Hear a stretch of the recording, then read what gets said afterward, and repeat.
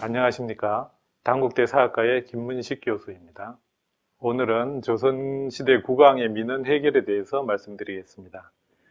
여러분, 민원이란 말을 아십니까? 사전을 찾아보면 국민이나 주민이 행정기관에 대해서 원하는 바를 요구하는 것, 이 원자가 원할 원자거든요. 이것을 민원이라고 합니다. 우리가 살다가 보면 어떤 일을 합법적으로 처리하기 위해서 행정기관을 찾아야 하는 경우가 있습니다. 그런데 이 행정기관에서 일을 제때 적절하게 처리를 해주지 못하면 생활에 큰 불편함이 생기지요.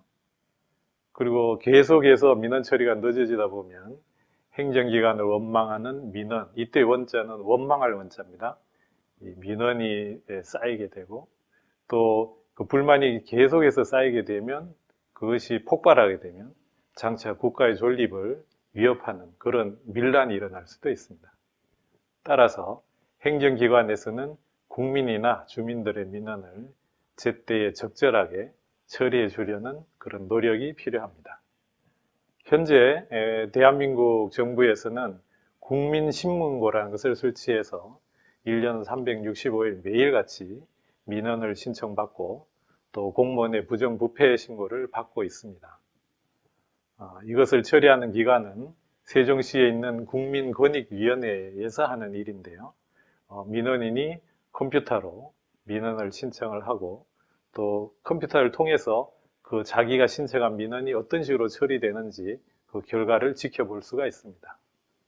이외에도 또 각종 행정 업무의 처리와 관련한 민원 사항은 민원24라는 포털 사이트를 통해서 해결할 수도 있습니다.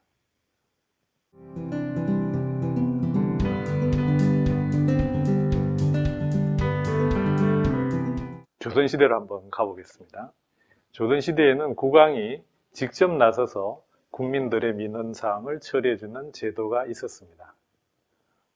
제일 먼저 말씀드릴 것은 오늘날 국민권익위원회에서 주관하는 국민신문고, 여기에서 의원이 되는 신문고 제도가 있었습니다.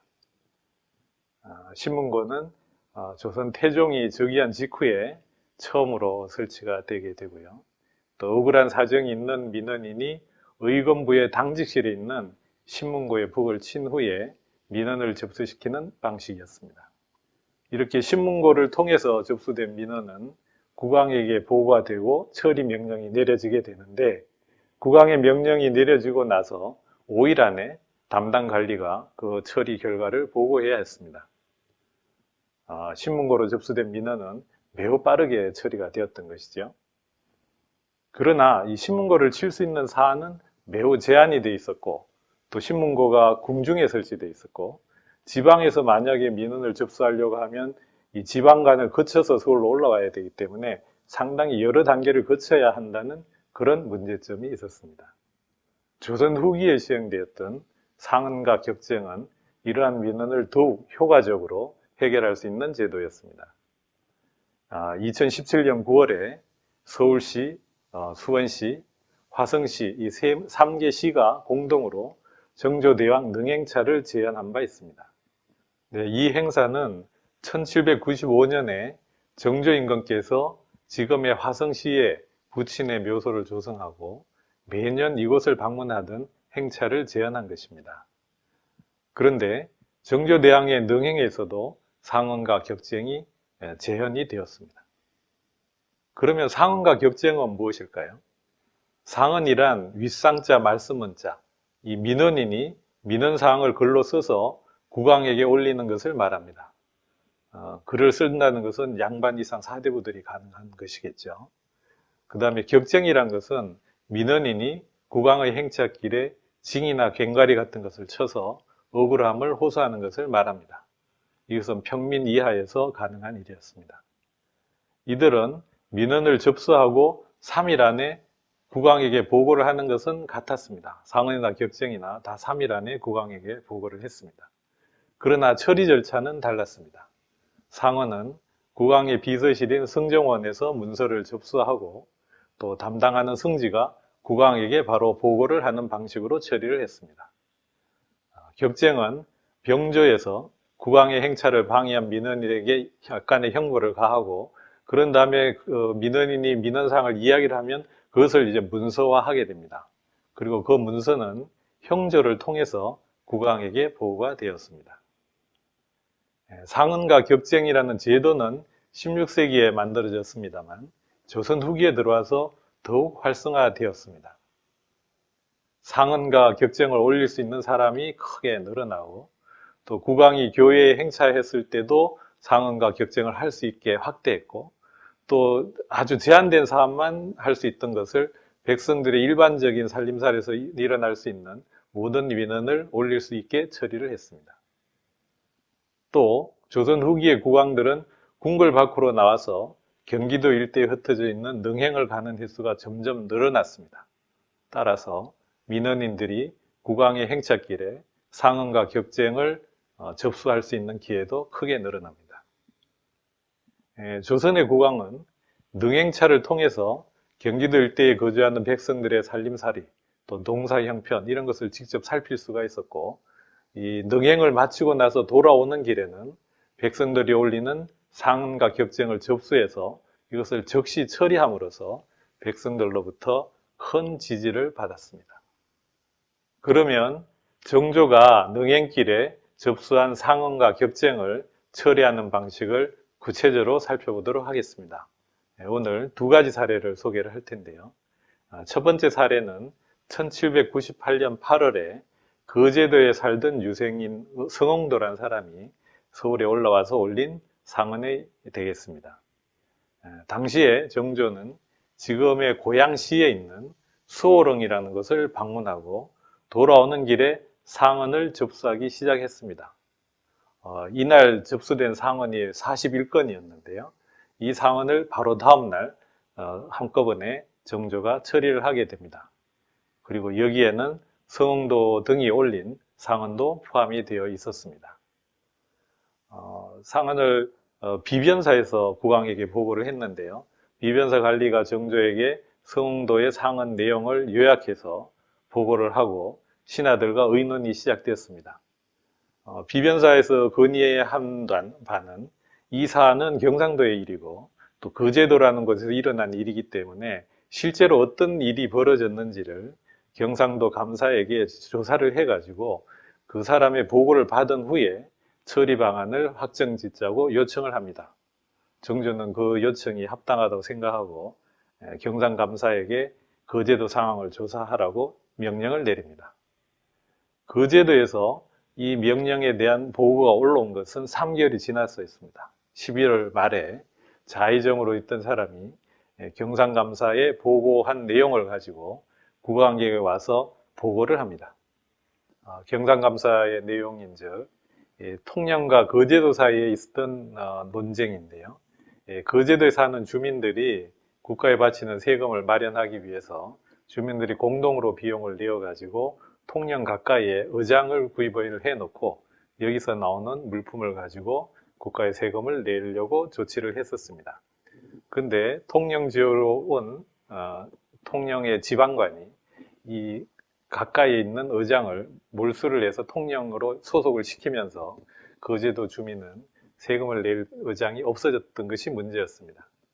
경상감사가 현장에서 파악한 결과 이 일은 통영과 거제도 사이에서 충분히 협상을 해서 해결할 수 있는 사안이었는데 즉시로 처리를 하지 않았기 때문에 거제도 주민이 서울에까지 올라와서 국왕에게 상언을 올렸다는 보고였습니다. 정조는 기항에 접수되어 있는 성흥도의 상언과 경상감사가 현장에서 파악해서 보고한 내용을 참고를 해서 이 문제를 해결하도록 하였습니다. 근데 현재 서울에서 제주도 가는 것은 뭐 하루 만에 갑니다만 당시 교통수단으로 봤을 때는 한 달 정도 걸리거든요. 그러니까 왕복하는데 한 2달 정도 걸리는 그런 교통 상황에서 이 주요한 사안이 상당히 많은 그 기관을 거쳐서 처리가 되었는데 3개월이 걸렸다는 것은 상당히 빠른 처리였다고 볼 수 있겠습니다. 또 하나의 사례는 격쟁에 관한 것입니다. 이 격쟁은 1779년 8월에 11살짜리 아이가 올렸던 격쟁을 이제 정조가 처리한 사례인데요. 당시 정조는 경기도 광주에 있는 남한산성 또 여주에 있는 효종의 영릉을 방문하고 돌아오는 길에 상은과 격쟁을 접수하기 시작했습니다. 즉 여주부터 서울에 이를 때까지 상은과 격쟁을 접수를 한 것인데요. 이 정조의 행렬이 살코지다리, 서울에 다 온 거죠. 옥수동 쪽에 있는 살코지다리 앞길에 이르렀을 때 길가에 한 어린아이가 행렬 앞에서 징을 치면서 원통함을 호소하는 목소리를 들었습니다. 이에 정조는 가던 행차를 멈추고 그 아이가 호소하는 내용을 듣게 합니다. 사연인즉 그 아이는 11살이 된 아이고 자기 아버지인 김종효라는 사람이 억울하게 함경도 지역에 유배를 가 있는데 아버지를 풀어달라는 그런 요청이었습니다. 정조는 아이에게 잘 알았으니 집에 돌아가 있으라 이렇게 지시를 하고요. 창덕궁으로 돌아옵니다. 그날 저녁 때 정조는 신하들에게 그 아비인 김종효의 사안에 대해서 신하들에게 질문을 합니다. 공검을 유용했다는 혐의로 유배된 죄인이었는데요. 그 공검 유용이 고의가 아니고 개인적인 실수로 저질렀다는 사연을 듣고 정조는 그 아버지를 즉시 풀어주라고 명령을 내립니다. 그러니까 이 사안의 경우에는 정조가 격쟁을 들은 당일에 바로 처리가 된 것이죠. 이를 보면 정조가 능행길에 접수한 상은과 격쟁을 처리하는 것이 그 속도와 효과가 매우 빨랐다는 것을 알 수가 있습니다. 정조는 왕이 된 이후 거의 매년 능행을 나갔습니다. 조선시대의 왕릉은 경기도 일대에 흩어져 있었고 정조의 방문지도 경기도 일대 모든 지역에 걸쳐 있었습니다. 특히 1789년에 부친의 묘소를 수원에 조성한 이후에는 매년 수원을 방문했습니다. 가는 길에 정조는 그해 농사 형편을 살피고 또 백성들의 살림살이를 살필 수 있는 기회가 되었고 돌아오는 길에는 상언과 격쟁을 통해서 백성들의 민원을 접수하고 이를 해결하기 위해서 노력했습니다.